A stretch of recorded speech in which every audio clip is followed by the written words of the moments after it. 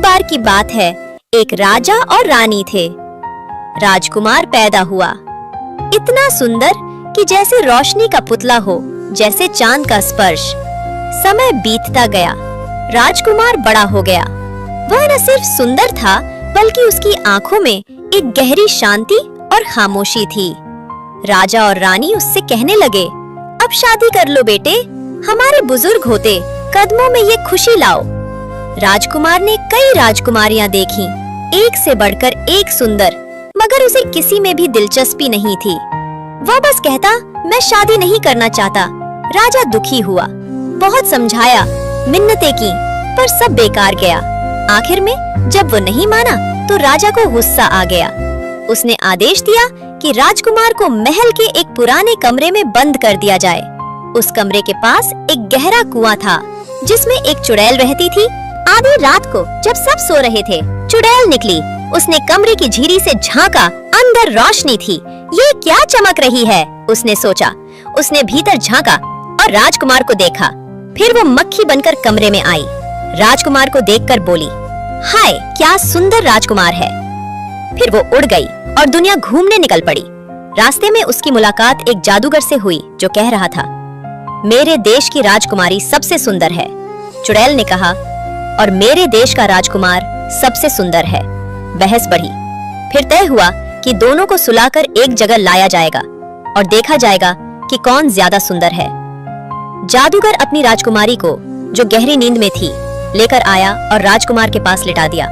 अब दोनों बहस कर रहे थे, राजकुमार सुंदर है, नहीं राजकुमारी सुंदर है। बहस बढ़ गई। चुड़ैल तंग आ गई। रुको, हम अपने सबसे बड़े जादूगर को बुलाते हैं, वही फैसला करेगा। उसने जमीन पर पांव पटका और जमीन फट गई।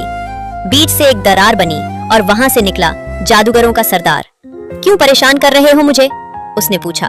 माफ करो, बस फैसला सुनाओ, कौन ज्यादा सुंदर है। ठीक है, सरदार बोला, देखते हैं ये दोनों खुद क्या सोचते हैं। फिर तीनों मक्खियां बनकर राजकुमार के कान के पास उड़ने लगे। राजकुमार जागा, राजकुमारी को देखा। पहले तो सोचा सपना है, आंखें मल ली, मगर नहीं, वो सपना नहीं था। ये कौन है, क्या सपना है या सच? उसका दिल धड़कने लगा। मुस्कान खुद ब खुद होठों पर आ गई।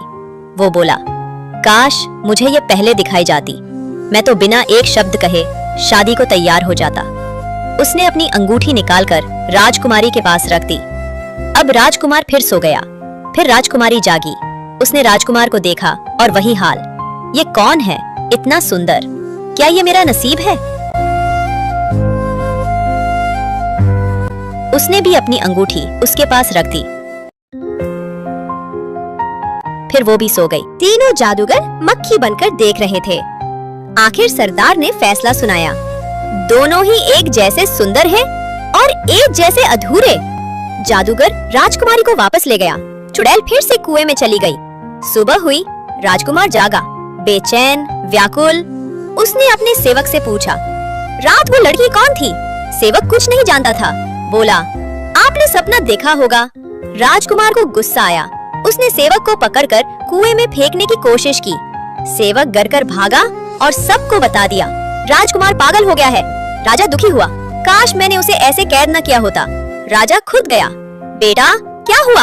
आपको सब पता है, ये मजाक आपसे उम्मीद नहीं थी। राजा ने कस्में खाई।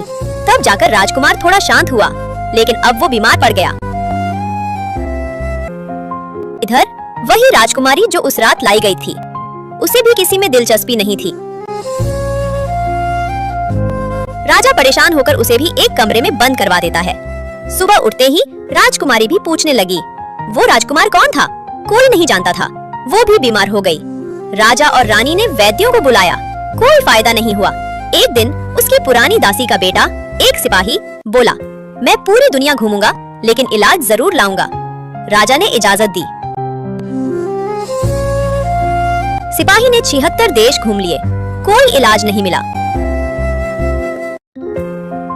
77वें देश में पता चला वहाँ का राजकुमार भी बीमार है। लोगों ने बताया वो किसी सपनों की राजकुमारी के प्यार में बीमार है। सिपाही सब समझ गया। वो महल गया, बोला, मैं इलाज कर सकता हूँ। राजा ने इजाजत दी। सिपाही ने सबको बाहर भेजा। फिर राजकुमार से बातें की। राजकुमारी के बारे में बताया। राजकुमार सुनता गया, फिर अचानक उठकर बैठ गया। राजा रानी भागकर आए, बेटे को ठीक देख खुशी से रो पड़े। एक हफ्ते में राजकुमार ठीक हो गया। अब सिपाही बोला, अब वक्त है राजकुमारी को बचाने का। राजकुमार बोला, क्या वो भी मुझसे प्यार करती है? तो फिर देर किस बात की? राजकुमार और सिपाही सफर पर निकल पड़े। दिन रात चलकर राजकुमारी के महल पहुँचे। वहाँ मातम बसरा था। राजकुमारी अंतिम सांसें ले रही थी। सिपाही ने कहा, मैं इलाज लाया हूँ, लेकिन बस मरीज से अकेले में बात करनी होगी। राजकुमार अंदर गया। राजकुमारी की सांसें धीमी थी, लेकिन जैसे ही उसकी नजर राजकुमार पर पड़ी, एक चमक सी उसके चेहरे पर फैल गई। तुम आ गए। मैंने तुम्हें सपने में पुकारा था और तुम सच में आ गए। राजकुमार उसके पास आया और कुछ ही पलों में सारी बीमारी गायब हो गई, जैसे प्यार ने दवा का काम किया हो। सबको सच्चाई पता चली। दोनों राज्य खुशी से राजी हो गए। शादी हुई, ऐसी शादी जैसे आसमान जमीन पर उतर आया हो। महल जगमगाए, गलियां सज गईं, सब खुशी से झूम उठे, क्योंकि जो एक दूसरे को सपनों में ढूंढते थे वो अब हकीकत में एक हो गए। कहते हैं उस दिन महल के बाहर एक पेड़ के नीचे एक छोटी सी घंटी लटक रही थी। जैसे ही राजकुमार और राजकुमारी ने एक दूसरे का हाथ थामा, घंटी खुद ब खुद बज उठी। और कहते हैं वो घंटी आज भी कभी कभी बजती है, मगर सिर्फ उनके लिए जो सच्चे सपने देखते हैं।